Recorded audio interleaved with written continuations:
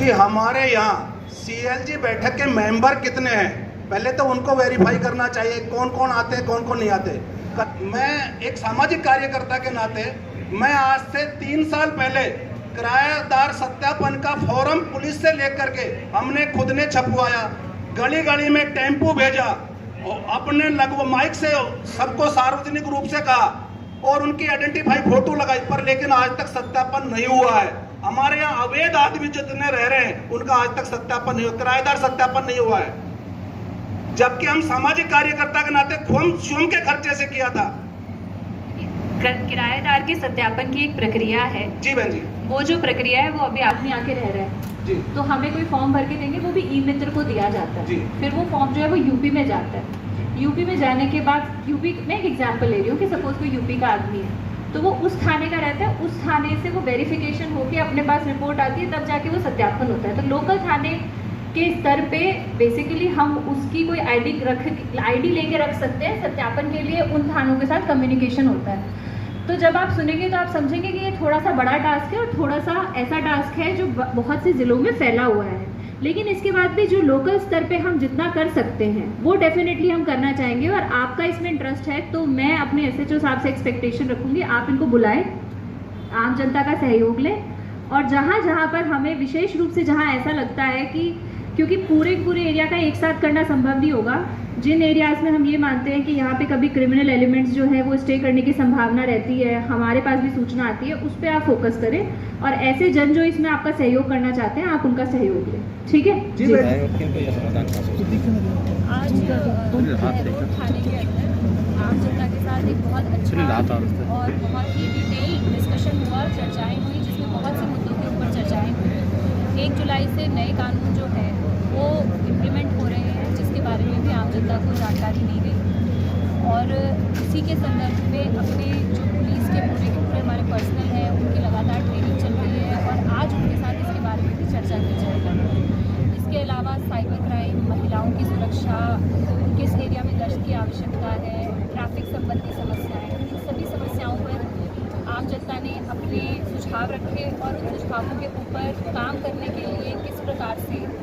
कार्यनीति बना के उसके अंदर सुधार लाया जाए, इसके लिए सारे अधिकारी हमारे यहाँ पर मौजूद हैं, और अब हम इसके ऊपर डिटेल में चर्चा करके और इसके बारे में चर्चा करेंगे। पेंडेंसी पर भी आपने मीटिंग ली है? जी, क्राइम मीटिंग के रूप में पेंडेंसी के ऊपर बिल्कुल जो मीटिंग है वो अभी अपने सभी IOs के साथ ली जाती रहेगी, तो आज भी उसके संदर्भ में मीटिंग ली जा रही है, अभी मीटिंग ली जानी है। क्राइम जो है जब होता है, मुकदमा दर्ज होता है, उसको जल्दी से जल्दी उसका निर्णय लिया जाना हमारी काफ़ी फर्स्ट प्रायोरिटी में है, जिसमें कभी कभी बड़े सारे कारणों की वजह से समय लगता है। IOs को निर्देश दिए गए हैं कि अननेसेसरी पत्रावलियों को पेंडिंग ना रखा जाए, जल्दी से जल्दी उनका निस्तारण किया जाए, और उच्चाधिकारी सुपरवाइजरी अधिकारियों को निर्देश दिए गए हैं कि रेगुलर से सुपरविजन करके इस चीज़ को इम्प्लीमेंट किया जाए। बट आई बार CLG की मीटिंग होती है, आई बार आम जन की समस्याएं सुनी जाती हैं, लेकिन ये सिर्फ रजिस्टर में ही सीमित होकर रह जाती है, किसी पे कोई एक्शन नहीं होता है जैसा जनता बोलती है कुछ। जैसा कि मैंने आज भी कहा, ऐसा नहीं है कि समस्याओं का समाधान करने की कोशिश नहीं की जा रही होती है, जितने अपने पास संसाधन है उसके अंदर कंटिन्यूसली इम्प्रूवमेंट करने का प्रयास भी किया जा रहा होता है, और जो इम्प्रूवमेंट है वो इतना धीरे धीरे होता है कि अगर आप थोड़े से समय में देखेंगे तो शायद इम्प्रूवमेंट दिखेगा भी। आज भी हमारा इंटेंशन यही है कि जब भी हमने जनता के साथ जो संवाद किया है उससे हम हमारे थोड़ा सा भी इम्प्रूवमेंट कर पाएँ अगले आने वाले माह भर के अंदर, तो हमारे लिए वो एक सफलता रहेगी और हमारा पूरा प्रयास। हरियाणा बढ़ते हुए साइबर क्राइम को कितनी बड़ी चुनौती मानती है पुलिस, और कैसे निपटेगी? बढ़ते हुए साइबर क्राइम को एक्चुअली एक काफ़ी बड़ी चुनौती मान के रूप में पुलिस के द्वारा देखा जा रहा है, जिसके लिए अब समय के साथ ट्रेनिंग्स करके और जो एक अपनी कैपेसिटी बिल्डिंग करके ज़्यादा से ज़्यादा पुलिस वालों को इनसे कैसे लड़ा जाए इसके बारे में तैयार किया जा रहा है। इसके साथ साथ जहाँ पर जो इस क्राइम के हब हैं, एटलीस्ट इन राजस्थान,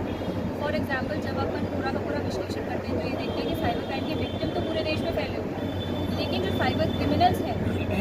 उन्होंने जो भरतपुर के कुछ एरिया है, जो अलवर के कुछ एरिया है, इनको अपना हब बना रखा है। तो आज के समय में उस तरफ की अपराधियों के खिलाफ कार्रवाई के लिए तो विशेष रूप से अभियान ऑपरेशंस में चलाए जा रहे हैं। इसके साथ मुकदमों में